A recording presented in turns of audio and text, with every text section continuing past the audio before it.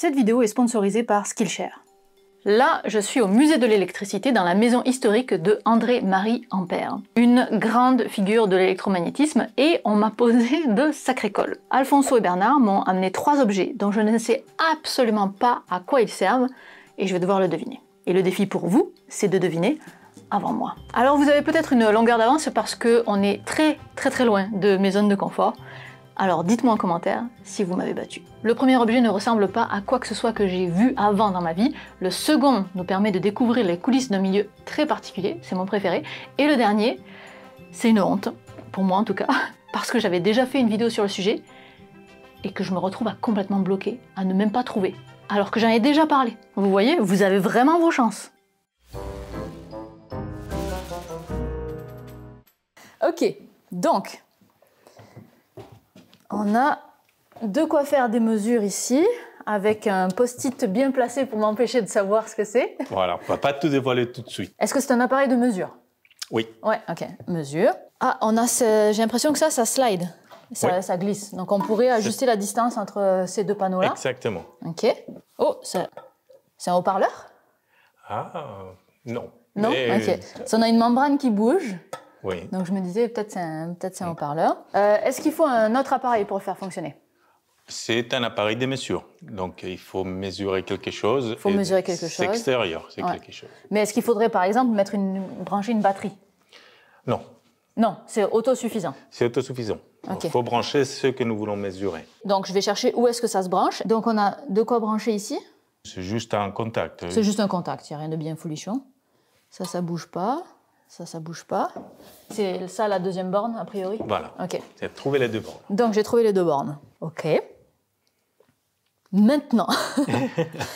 Donc, vu qu'il y a une distance, c'est quelque chose qui peut se déplacer dans l'air, qui va de l'une à l'autre. Mm-hmm. Oui. Qu'est-ce qui peut se déplacer dans l'air? Il y a les ondes électromagnétiques. Mm-hmm. Et j'aurais tendance à dire que c'est une onde électromagnétique qui va passer, non? Du magnétisme? Pas une onde. Pas une onde? Parce que, attends, là on amène de l'électricité. Comment le courant réagit sur une plaque ronde? Ça c'est une bonne question. Qu'est-ce qui se passe si tu connectes une tension à une plaque? 2 plaques parallèles. C'est un condensateur, c'est ça? Ça revient à un condensateur. Ça revient à un condensateur. Donc, c'est pour mesurer la capacité électrique? Non? Non. Ouais, mais là, il y a un truc mobile. Voilà. Peut-être on peut aller explorer un peu plus cette partie. Est-ce que je peux essayer de tourner ça? Ah, on peut l'ouvrir? Alors, donc on a cette plaque-là qui bouge. Si on veut que l'aiguille bouge, à ton avis, vers où il faudrait qu'il bouge la partie mécanique? Ok, vers là. Mm-hmm. Quand la petite plaque s'en va vers là, l'aiguille augmente. Donc, ça veut dire que ce qu'on veut à un moment donné, c'est attirer cette plaque, pouf, pour pouvoir mesurer quelle est l'amplitude de l'attraction électrique. Oui, très bien. Et donc, ici, tu as branché un pôle, ici, tu as branché un autre. Pôle, ouais. Donc, cette plaque, électriquement... Elle est chargée plus ou moins, et celle-là est à l'opposé. Exactement. Donc, comme donc tu as dit... les contraires s'attirent, et ça fait... Exactement. Et donc, ça permet de mesurer l'intensité du champ électrique. Ou plutôt de la tension qui a généré ces champs. Les 2 sont proportionnels. Donc, tu as trouvé? J'ai trouvé? Moi, j'ai été un peu aidée. Ça me semble être un bien gros appareil pour ce type de mesure. En fait, c'est un appareil qui a été développé à la fin du 19e siècle pour mesurer des très hautes tensions, pour l'étude des ondes hertziennes en particulier. Et donc, ça a été vraiment un appareil utilisé dans les laboratoires. Bienvenue à nos réserves. Oui. Là, comme tu vois, il fait un peu plus froid. Ouais. On a remis la veste et nous sommes devant un objet volumineux qui va te challenger. Qui va me challenger. Je pense en effet qu'il va me challenger. Alors, my God. Est-ce que je peux essayer de les faire tourner? Tu peux essayer, mais ça va être dur, à mon avis. Ça va être dur? Ah oui. Alors, Elles sont bloquées. Elles sont bloquées parce qu'elles sont grippées ou elles sont bloquées parce que c'est toujours comme ça? Alors, je vais t'avouer que nous avons compris comment cette machine fonctionne, Ouais. mais on ne connaît pas tous les détails. Normalement, on doit pouvoir les débloquer et sans doute les faire tourner avec ces manivelles ici. Ok.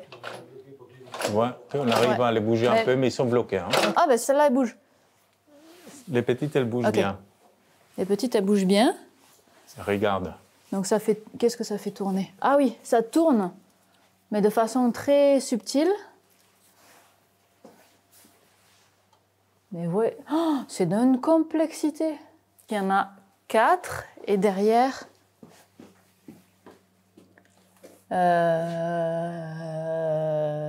je sais pas ce que je vois, mais là il y a des fils. Il y a plein de fils. Oh my god, c'est une complexité. On est un peu à la pêche. Ouais. Donc ok, les fils s'enroulent sous les bobines, dans les bobines. Exactement. Ok, donc on tire sur des fils, les fils vont en haut et ils arrivent dans cette seconde machine là et ils vont actionner.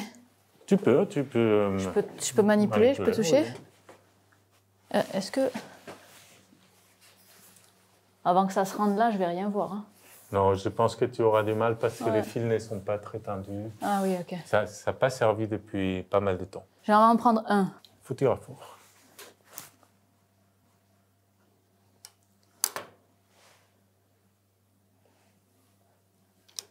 Ok, pas contact. Contact. C'est un interrupteur. Et un interrupteur. C'est compliqué pour l'interrupteur. Il y a des interrupteurs plus simples que ça. Je t'avoue, mais c'est une commande assez globale, on va dire. Ok. Donc, un interrupteur. Là, tout d'un coup, on vient de mettre le courant, j'imagine, dans ces gros trucs.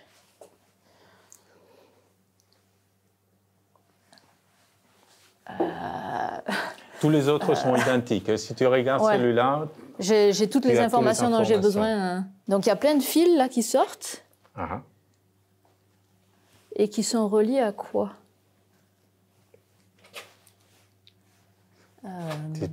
Peut-être tu peux refaire ton déplacement pour voir un petit peu ce qui se passe.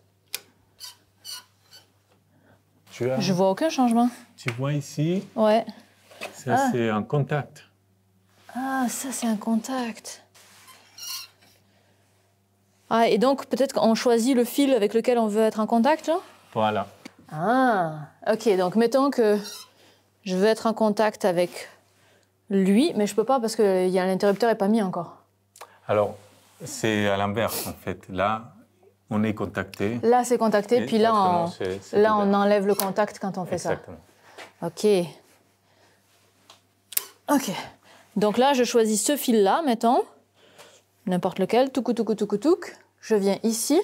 C'est une barre qui vient... Ah, mais qui fait le tour? Oui. Tu choisis un petit peu la longueur. Tu choisis ouais, c'est ça. La longueur, la quantité de...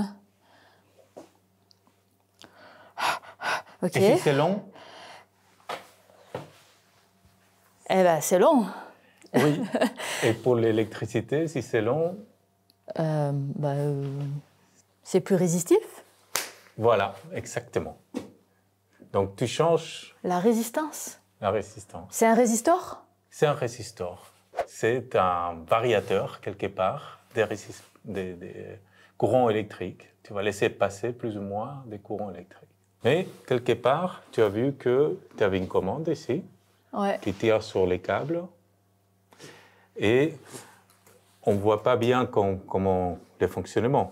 Mais tu peux peut-être imaginer en regardant un petit peu.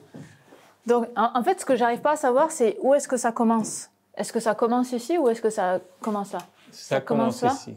L'opérateur est ici. Et ça, c'est la commande du variateur. Du variateur. Donc, et là, on choisit la résistance qu'on veut, genre? C'est l'équivalent des couleurs sur les résistors? Exactement. Là, on va choisir, si on veut, pour un certain nombre de résistances, une certaine valeur ou pas, on va tirer plus ou moins, on choisit la longueur du câble qu'on va déplacer. Donc ça, c'est un... Alors, une piste peut-être. Ouais. Pourquoi des aussi grosses commandes? Ah, bonne question. Qu'est-ce que j'entraîne? Et en fait, selon que j'échange parfois l'essence de l'une commande de l'autre, je peux bloquer avec la roue chacun des disques qui entraînent les câbles. Donc ça permet de commander plusieurs à la fois. Et c'est coloré. Ah, mais c'est les 4 couleurs des résistors qu'on a dans les résistors aujourd'hui? Non. Non? C'est les 4 couleurs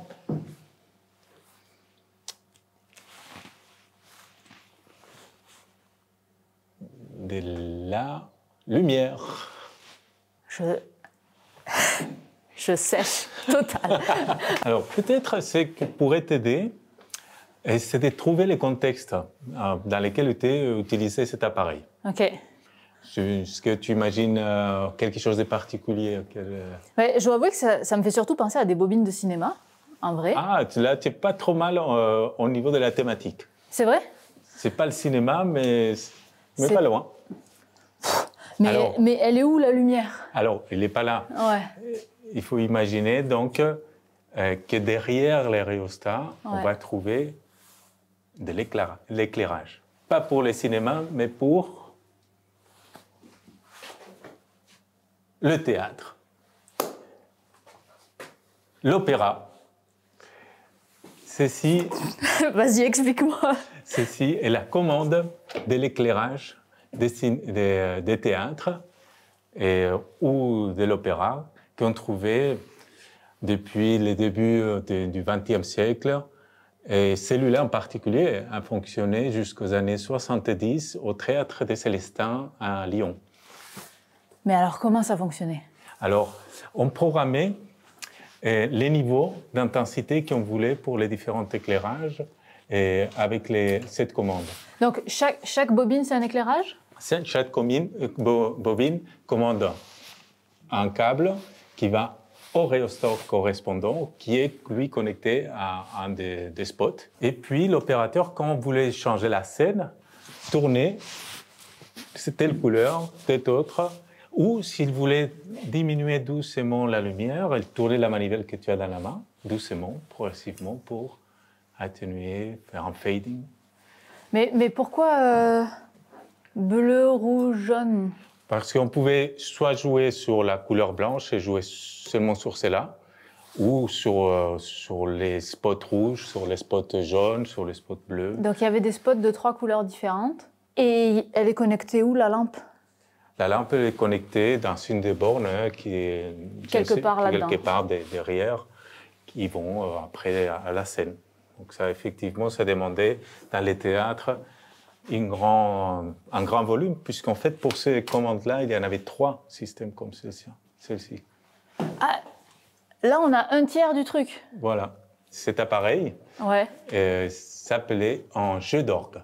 Un jeu d'orgue, OK. Il s'appelait comme ça parce qu'avant ce type d'éclairage, il y avait de l'éclairage en gaz dans les théâtres, ce qui faisait à peu près en Europe un théâtre incendié par mois. OK. Et avant cela, on utilisait des bougies et qu'on faisait monter sur des tubes dans la scène et ça ressemblait comme un orgue. Et ça gardait le nom de jeu d'orgue. Eh bien, jamais de la vie, je n'aurais pu trouver. Celui-là, je m'en dotais, mais c'est tellement beau, je trouve tellement exceptionnel, ce type d'appareil qu'on a voulu te le montrer. Ah, c'est fou. Donc, on a sorti cet appareil de nos collections pour que tu puisses le deviner. Donc là, il y a un post-it pour cacher des informations. Alors, effectivement, sur l'étiquette, on a un certain nombre d'informations déterminantes. D'accord. Tout à fait. Alors, ce que je peux voir, on a un petit truc. J'imagine que c'est utile si on ouvre. Oui. On a des aiguilles qui ressemblent à des aimants dans des boussoles. On a quelque chose qui tourne, qui est gradué de 0 à 50. Et puis là, il y a des petites... Est-ce que je peux appuyer là-dessus? Des petites manettes. Alors, elles se manœuvrent horizontalement. Horizontalement. Ah ah! Ça l'a fait bouger de 90 degrés, mais ça ne fait pas bouger la métrique ici. Est-ce que je peux ouvrir? Bien sûr. Alors. Voilà. On voit ce qu'il y a à l'intérieur. Donc on peut le déposer. Oh my god. Voilà. Ok, ça va être compliqué. Oh là là. Oh là là. Alors, il y a plusieurs choses Alors, attends. à distinguer. À distinguer. Donc, il y avait les aiguilles. Ça vient ici. Il y a un petit ressort qui est là. C'est relié à des bobines.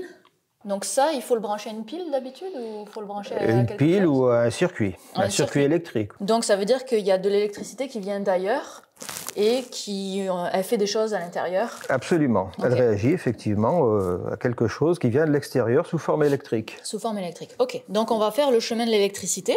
J'imagine que ça arrive au niveau... Ah mais il y a 4 bornes. Moi, avec 2 bornes, j'y arrive mieux qu'avec 4. Il y a 2 parties quand même qui sont relativement identiques sur le cadran. Donc ça pourrait être ça l'équivalent de mes 2 bornes. Voilà.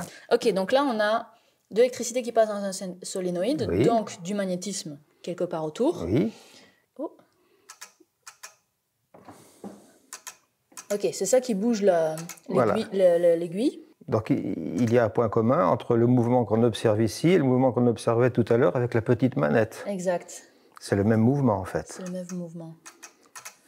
Là, il y a ce ressort. Alors ça c'est important, le ressort. Oui, Ouais. Voilà. Alors à quoi peut servir le ressort? Alors là on a bien 2 solénoïdes, hein, c'est-à-dire deux commandes qui sont électriques en fait. Hein. Le solénoïde va être commandé par l'électricité qui va arriver là sur les bobines.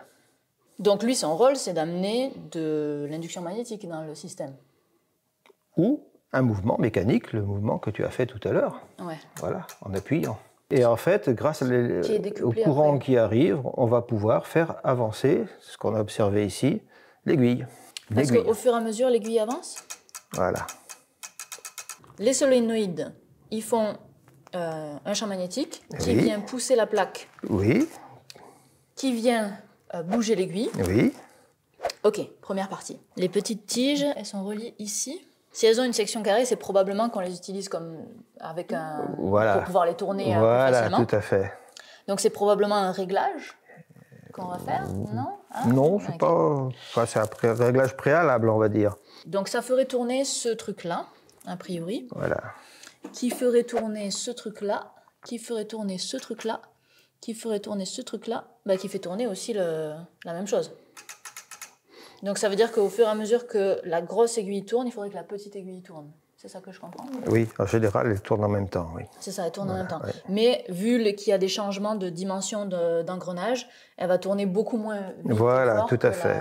Oui, parce qu'elle n'a pas la même amplitude. C'est ça. Voilà. Donc peut-être que l'aiguille, elle nous donne, il faudrait regarder les rapports d'engrenage, mais elle nous dit combien de tours ont été faits par la grande aiguille, peut-être? Pas combien de tours, mais combien d'impulsions, en fait, la grande aiguille a reçu. Donc le courant, en fait, c'est un courant impulsionnel. Ce sont des impulsions électriques qui sont envoyées dans les solénoïdes et qui vont permettre l'avancement de cette aiguille qui est à l'extrémité d'une barre. Hein, et il y en a la même à l'autre extrémité de la barre. Donc on a différentes positions de cette grande aiguille. Mais pourquoi est-ce qu'on en a 2? Voilà. Bonne question. Bonne question. Ok, on en arrive à... Pourquoi est-ce qu'on en aurait 2? Alors, on pourrait peut-être retirer le post-it de la plaque. C'est dur. Constructeur de l'administration, j'imagine, des télégraphes. Voilà. C'est un télégraphe. Effectivement, c'est un gros indice. Et donc, ça veut dire que, en fonction du nombre d'impulsions, on était capable de traduire le code Morse.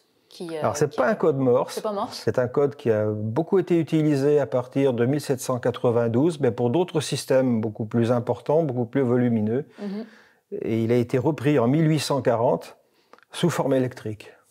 Et donc, c'est quoi si ce n'est pas le code Morse? C'est le code SHAP, en fait. Ah, c'est SHAP? Voilà. Ah! Alors, c'est un code SHAP un petit peu modifié et adapté à un système électrique qu'on appelle le système Foix-Breguet.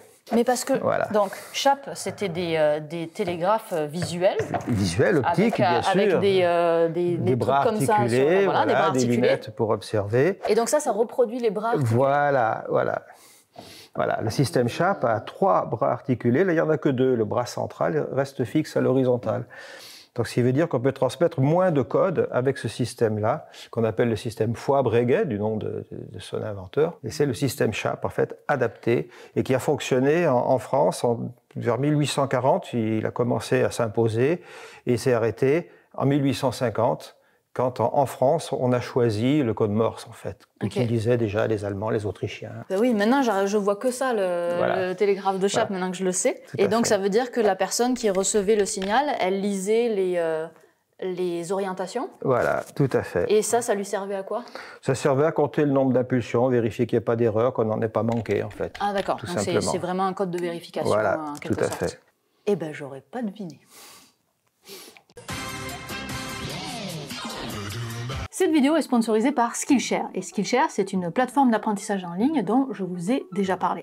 Il se trouve que récemment, je me suis acheté une nouvelle tablette graphique, dont je me sers surtout pour corriger des textes ou pour faire mes formations en ligne, mais j'aimerais en profiter pour apprendre à faire des dessins, vu qu'à la base, c'est quand même pensé pour ça essentiellement. Et typiquement, quand j'ai un nouveau truc un peu créatif que je veux tenter, je vais voir du côté de Skillshare. En fait, dans mon idée, c'est que je préfère passer par un cours qui reprend les choses depuis le début, plutôt que de faire un tuto par-ci, un tuto par-là, où au final, on n'a pas la même compréhension globale du logiciel. Donc là, je cherche un cours pour apprendre à dessiner sur le logiciel Photoshop sur ma tablette. Alors j'en ai repéré plein pour le coup, j'ai l'embarras du choix, mais je pense que je vais commencer par celui-là. Alors il se trouve que moi je tourne toujours un peu autour du dessin, parce que c'est ça qui m'intéresse. D'ailleurs on est en octobre, c'est le Inktober, le mois du dessin, donc c'est vraiment le bon moment pour ça. J'en fais des fois sur Instagram si ça vous intéresse, c'est sans prétention. Hein. Mais à part le dessin, il y a plein d'autres activités créatives qui sont possibles. Hein. Il y a donc vidéo, il y a la photo, il y a des arts graphiques, il y a de l'écriture, ce genre de choses, et même toute une section qu'ils appellent développement, et une autre sur l'épanouissement. Je suis encore assez loin d'avoir tout exploré, alors n'hésitez pas à le faire par vous-même, d'autant que 100% du site est en français et tous les cours sont au moins sous-titrés en français. Si vous voulez essayer, le lien en description vous permet d'avoir accès à un mois gratuit de Skillshare, et en un mois, on a le temps d'apprendre beaucoup de choses. Par contre, c'est seulement pour les 500 premières personnes. Il va falloir avoir le clic rapide. Alors, combien d'objets avez-vous trouvé? Si jamais vous avez aimé ce genre de format, sachez que c'est le 3e du genre, donc je vous mets les liens dans la description ou dans la playlist. J'espère que cette vidéo vous a plu, et si jamais vous avez des objets, des choses matérielles dont on pourrait essayer de deviner la fonction, n'hésitez pas à m'écrire pour les proposer. Et notez qu'il n'y a pas besoin que les objets soient forcément historiques. Toutes les informations sont en description, et je rappelle aux Québécois et aux Québécoises que je vis au Québec, alors même si j'ai tourné les 3 premiers épisodes en France, on peut aussi faire ça au Québec, ce sera pas mal plus simple à organiser. Allez, bye!